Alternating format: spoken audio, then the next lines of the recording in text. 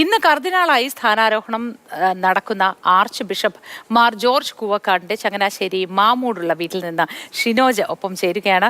Shinoj, good morning. കുടുംബാംഗങ്ങളൊക്കെ എന്താണ് പറയുന്നത്? ഈ വിശുദ്ധമായ ദിനത്തിൽ ഒരുപാട് സന്തോഷം പങ്കുവയ്ക്കുന്നുണ്ടാവും അല്ലേ?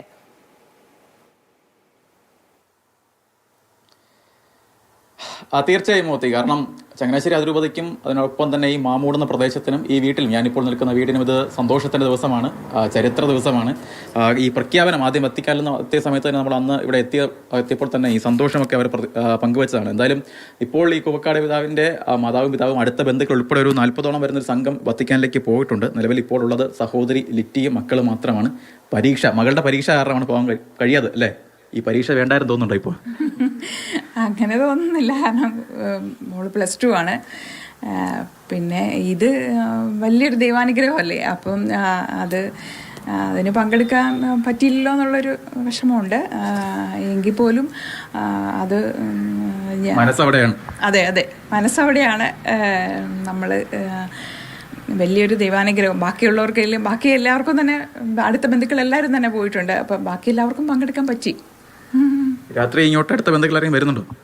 ഇല്ല, ആരും വരുന്നില്ല. അടുത്ത ബന്ധുക്കൾ എല്ലാവരും തന്നെ, അച്ഛനമ്മയുടെ സഹോദരങ്ങൾ എല്ലാവരും പോയിരിക്കുകയാണ്.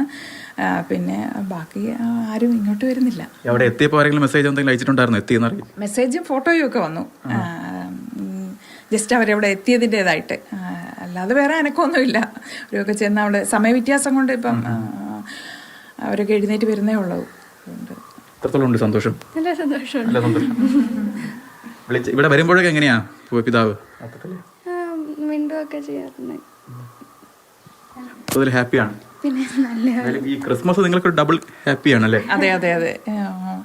അതെ, ഒരു സ്പെഷ്യൽ ക്രിസ്മസ് ആണ് ഈ വർഷത്തേത്. കാരണം നമ്മൾ ഒരിക്കലും പ്രതീക്ഷിക്കാവുന്ന ഒരു വലിയ ഗിഫ്റ്റാണ് ദൈവം ഈ വർഷം തന്നിരിക്കുന്നത്. അപ്പം കുട്ടിക്കാലത്തേക്ക് ഓർമ്മയൊക്കെ എങ്ങനെയുണ്ടായിരുന്നു പിതാവുമായി ബന്ധപ്പെട്ട? കുട്ടിക്കാലത്ത് പിതാവ്, ഞങ്ങൾ 3 പേരും അങ്ങനെ വലിയ വഴക്കോ ബഹളമോ അങ്ങനെയൊന്നും അല്ല വളർന്നത്.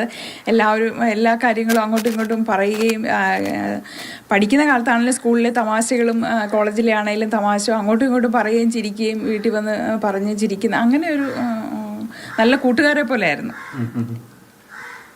എന്തായാലും വളരെയധികം മോത്ത് സൂചിപ്പിച്ചോളൂ തന്നെ വളരെ സന്തോഷത്തിൽ തന്നെയാണ് ഈ കുടുംബമുള്ളത്. പോകാൻ കഴിയാത്ത ചെറിയ വിഷമമുണ്ടെങ്കിൽ കൂടി മനസ്സൊക്കെ അവിടുത്തെ വത്തിക്കാനിൽ തന്നെയാണ്. എന്തായാലും രാത്രി 8:30 ഇന്ത്യൻ സമയം 8:30 ചടങ്ങുകളൊക്കെ തന്നെ തുടങ്ങുന്നത്. അതിനുള്ള കാത്തിരിപ്പിൽ തന്നെയാണ് ഈ കുടുംബം, പ്രത്യേകിച്ച് ഈ നാട് അതുമായി ബന്ധപ്പെട്ട വളരെ കാത്തിരിപ്പിൽ തന്നെയാണ് ചങ്ങനാശ്ശേരി മാമൂടുള്ള ഈ പ്രദേശമാകെ.